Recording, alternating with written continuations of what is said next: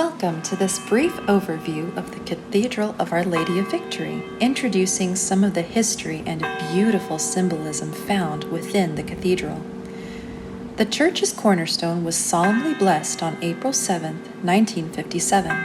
3 bronze bells, imported from the Netherlands, each weighing over 1,000 pounds, were blessed and consecrated to the honor of St. Thomas, St. Dorothy, and St. Catherine. In just over a year, the church was completed, and Our Lady of Victory was formally established July 13, 1958. Our church is dedicated to Mary, the Mother of God. The Feast of Our Lady of Victory was instituted by Pope Pius V on the anniversary of a crucial naval victory won by the Christian fleet at Lepanto, near Greece, on October 7, 1571. The Christian forces were outnumbered by more than 100 vessels, but were united in prayer as they all prayed the Rosary to invoke aid and guidance from the Virgin Mary. Although the name of the feast day has since been changed to Our Lady of the Rosary, October 7th remains our parish feast day in honor of this great victory. Churches are divided into 3 main sections. The narthex is the first room of the church and invokes in our minds the world in its current fallen state. It is where we dust ourselves off as we prepare to enter God's house. It is where the future RCIA catechumens will declare their desire to enter into the church. The narthex welcomes and draws us onwards into the nave. The nave is the largest section of the church, filled with pews where the faithful kneel, stand, and sit. The word nave is derived from the Latin word navis, meaning ship. The traditional design of a church is such that if you imagine it inverted, the roof could be seen as the keel of a ship. Indeed, we gather in the nave weekly or daily on our journey of faith. As a community, we navigate the storms and currents of our earthly life. Finally, the sanctuary of the church is set apart by the communion rail and elevated by steps. A sanctuary is a holy place set apart from defilement and sin. Even bringing to mind a wildlife sanctuary can guide our understanding of the word. Hebrews chapter 8, verse 5 describes priests saying, "They serve at a sanctuary that is a copy and shadow of what is in heaven." Our Lady of Victory was designated the Cathedral Church when the Diocese of Victoria in Texas was established in 1982.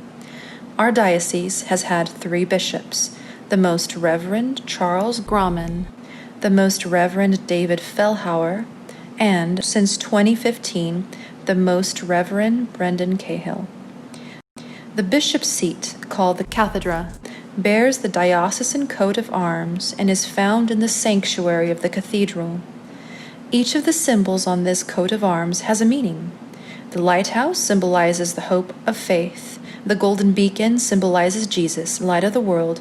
Above that, a gold crescent refers to our geographical location, sometimes called the Golden Crescent. And to the right, a rose, symbolizing Mary. The galero, or pontifical hat, and the shield are connected by a processional cross. The cathedral is filled with theologically rich artwork, carvings, and inscriptions. The communion rail includes the Latin phrases, "Bread of life," "Come to me," and "the way, the truth, and the life." The stained glass windows contain 70 unique scenes from the life and teaching of Jesus. Wood carvings throughout the church include the 12 apostles along the rear wall, the 14 stations of the cross along both side walls, 6 panels on one side of the sanctuary symbolizing the 6 attributes of the deity, and 6 panels on the other side symbolizing the story of man. In the narthex of the church, the baptistry has been restored with the baptismal font returned to its original location. As mentioned earlier, the narthex is where one enters the church. How fitting, then, for the baptistry to be here, where those being baptized become children of God and enter into the life in the church. Artwork and inscriptions on each of the walls depict symbols related to the sacrament of baptism. For centuries, sculpture, painting, and stained glass windows have been used in churches to teach important elements of the faith. In times when few people could read, such artwork was a vital part of making Bible stories, theology, and a sense of the grandeur of God accessible to Christians. Even today, the artwork here at Our Lady of Victory inspires devotion and leads to a deeper understanding of our faith. An entire RCIA class is set aside for a tour of the cathedral and further explanations of the various symbology found within it. As you come here today to seek your own understanding of the Catholic faith and to discern answers to questions you may have weighing on your heart and mind, we warmly welcome you and close by sharing this introduction from Bishop Cahill. Hi, I'm Bishop Brendan Cahill, Bishop of the Diocese of Victoria. I'd like to welcome you as you begin to learn more about the Catholic faith as an inquirer, maybe a catechumen, someone in a process of discovery of what the Catholic faith teaches and believes. Behind me I have a map of our diocese. It's a territory, and 5 years ago I was appointed as the new bishop of this territory. In union with bishops all around the world, in communion with Pope Francis, our prayer is to extend the mission of Jesus Christ to the ends of the earth.